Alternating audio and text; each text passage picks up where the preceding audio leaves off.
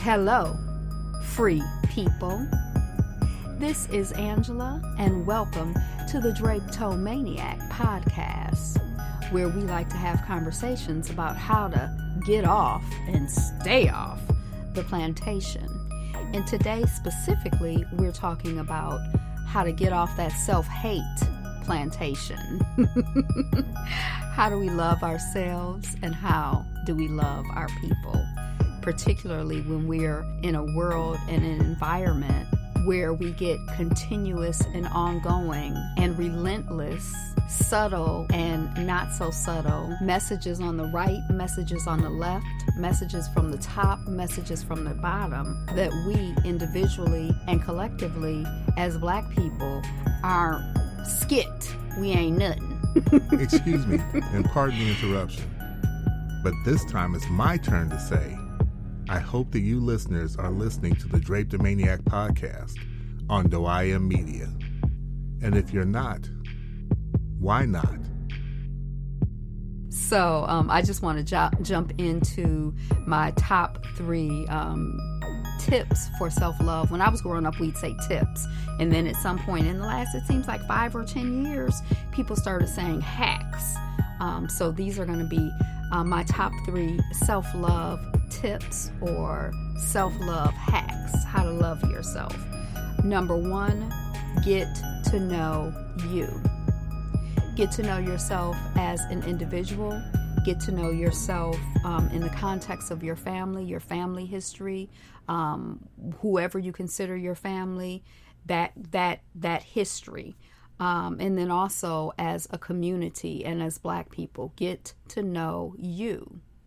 Because what I found, and what I think that most of us find, and when I'm working with clients, is that when we get to know ourselves, we get to love ourselves. To know me is to love me, and to know you is to love you. So go on and get to know yourself. Number 2, surround yourself with people and stuff that reflects a love of you.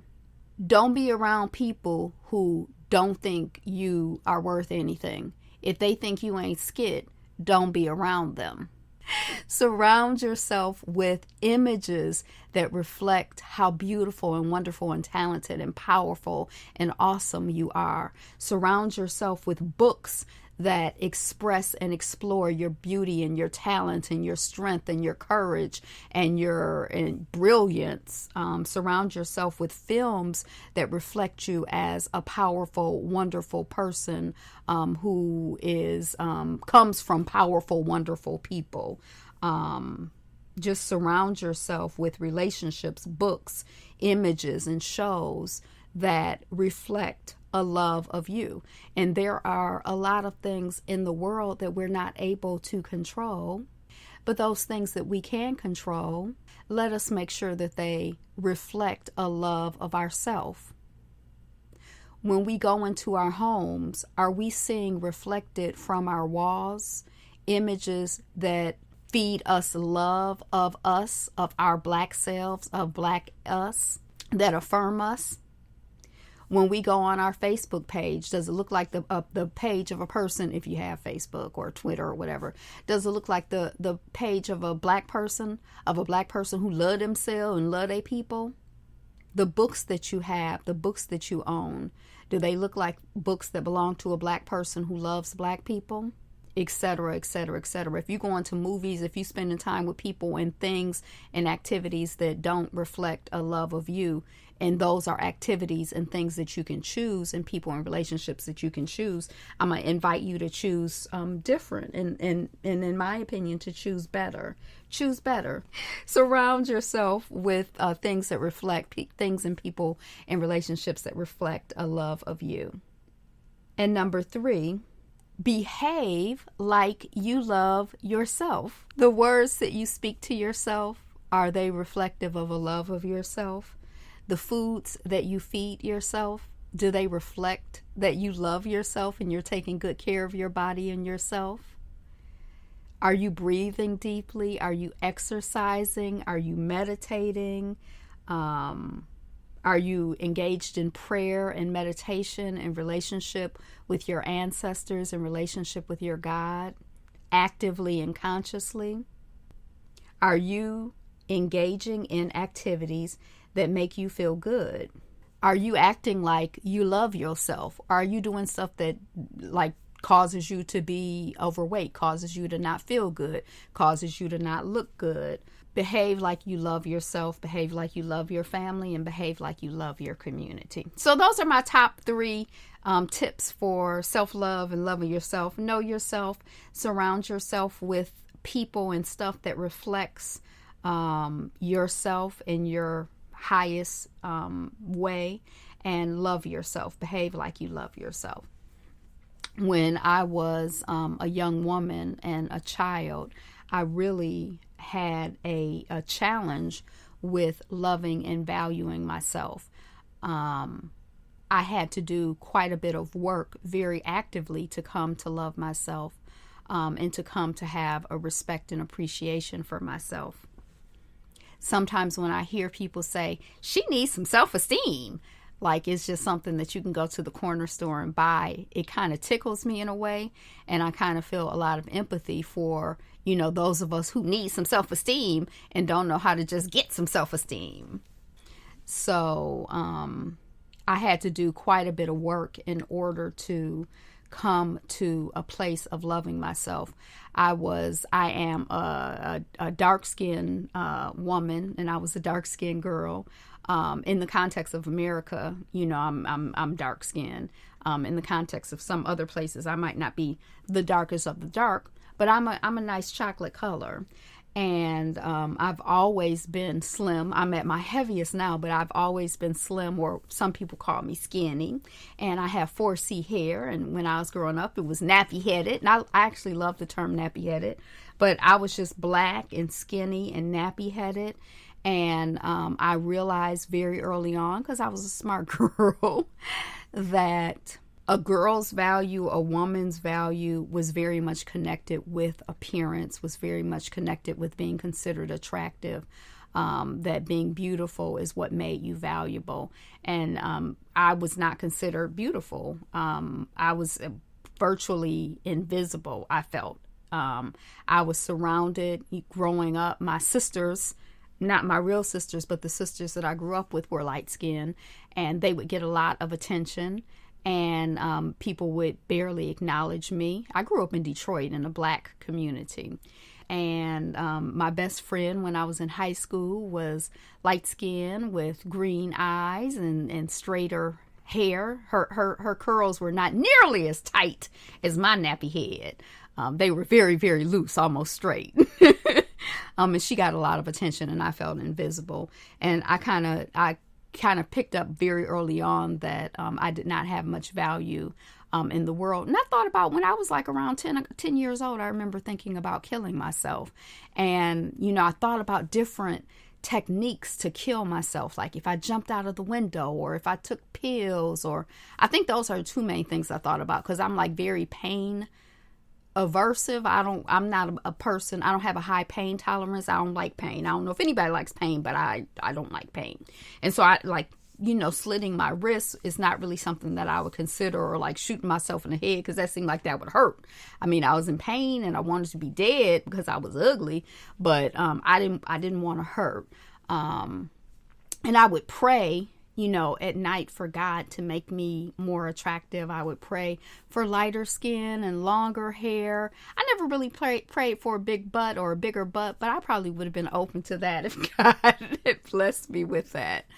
I just felt, I felt very, I just felt like I didn't really have anything to add to the world. So I did not really seriously think about shooting myself or slitting my wrist, but I thought about taking pills, and I was kind of decided against that because I wasn't sure, like, if you throw up or if you get real sick from the pills, that seemed like that would hurt and be uncomfortable. Or jumping out the window, it seemed like if you didn't die, it would hurt, or like you might hurt and then die. And I was just like I considered suicide, but I was so scared of getting hurt that I didn't go through with that. But, I remember when I was around 10 years old, I was very, I was depressed. I was just feeling like, what's the point of me being alive? What do I add to the world? I'm not cute, so, I might as well be dead.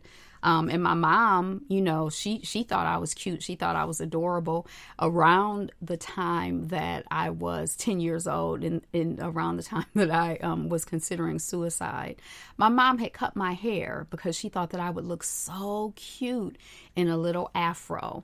And that was around the time that I started going through puberty. And so I would go into the restroom and people would be like, hey, little boy, that's not the boys' bathroom. You're supposed to go into the other bathroom. So it just made things like even more difficult for me.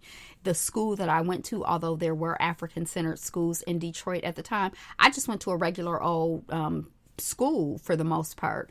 And so even though my mother thought that I was really, really cute with a short fro, and I'm sure if I could see a picture of myself, I would think now, oh my God, I was so adorable. My colleagues, my classmates, they did not think that I was cute with a short fro. So that was just a really difficult time in my life. And I remember even as I kind of got older, I got through the phase of wanting to kill myself, but I just really had a difficult time feeling valuable. I had always been considered relatively smart and had excelled academically. And so luckily I did have that to kind of hold myself to, kind of hold on to. And one of my cousins got me a book on self-esteem. And I can't, it might have been called You Got This. I can't remember what the book was called, but that book kind of started introducing me to some concepts in addition to the Oprah Winfrey Show. I felt like watching Oprah Winfrey, she would talk about, how her self-esteem was low and some of the things that she did to improve her self-esteem. And I just really, it was just really important to me.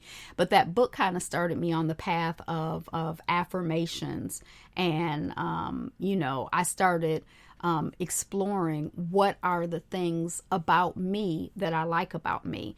And I've never been able to uncouple my personal path to my personal journey to loving myself with when I think about us as a people and our path to loving ourselves and appreciating ourselves and valuing ourselves and seeing ourselves for the magnificent beings that we are.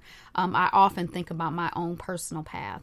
And so kind of one of the first things that happened for me is spending time actively, consciously looking at myself and figuring out what is it that I do like about me. There might be a lot of things I don't like. I don't like that I'm not light skinned. I don't like that I'm not, at that time I felt, I don't like this. I don't like, but what do I like? And let me really begin to focus on and detail those things about myself that I like, myself that I like and that I appreciate, and to celebrate those things and to grow those things, and to focus on those things. And so that was kind of, for me, one of the first steps.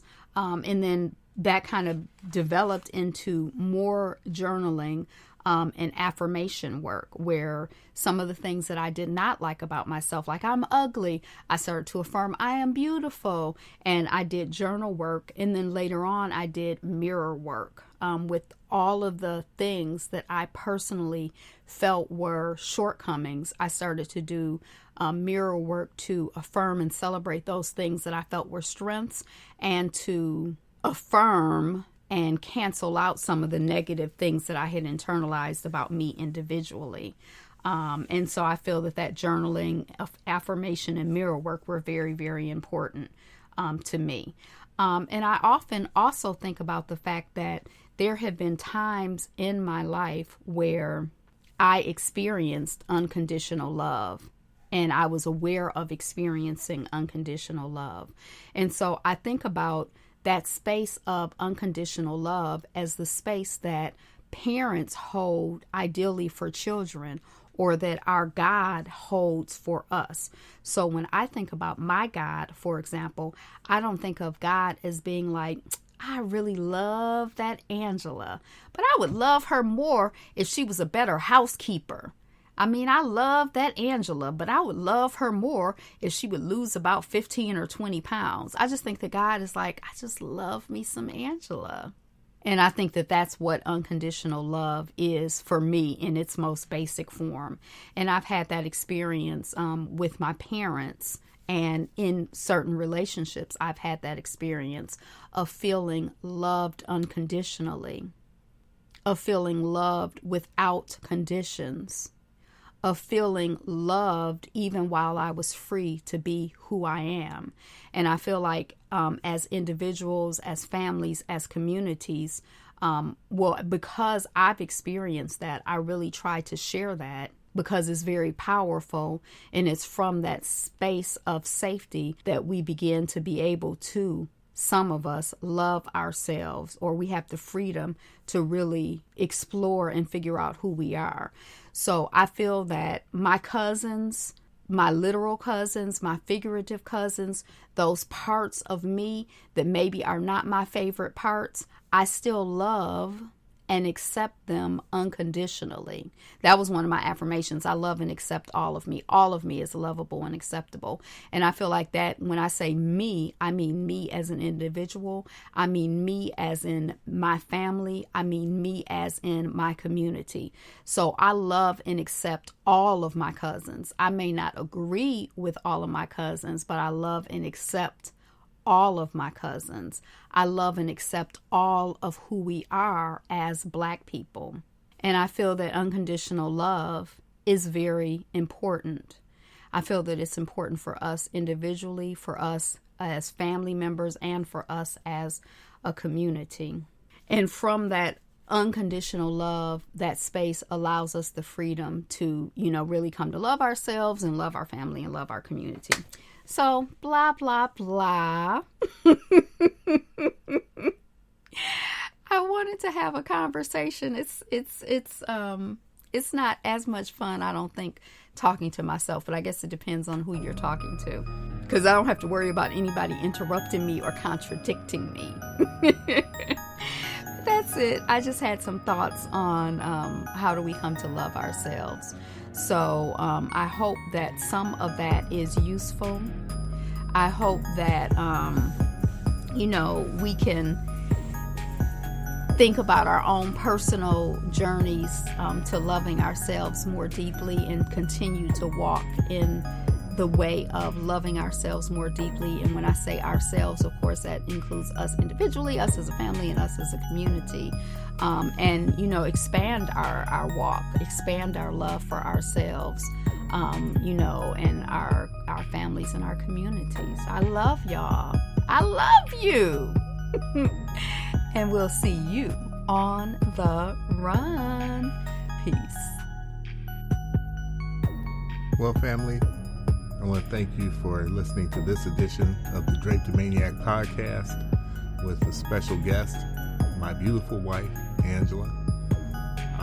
Suffice it to say, when it comes to the subject of Oprah, her and I don't necessarily see eye to eye. But that being said, I look forward to seeing you again next Friday on the Draped Maniac podcast on Doaya Media. And you can visit us at Doaya Media. That is DOEAIAMEDIA.com, where you'll find links, information. You'll find Unapologetically Pro-Black magazine. It's a free magazine that you can read online, as well as catching all the podcasts. So that said, I'll see you on the run.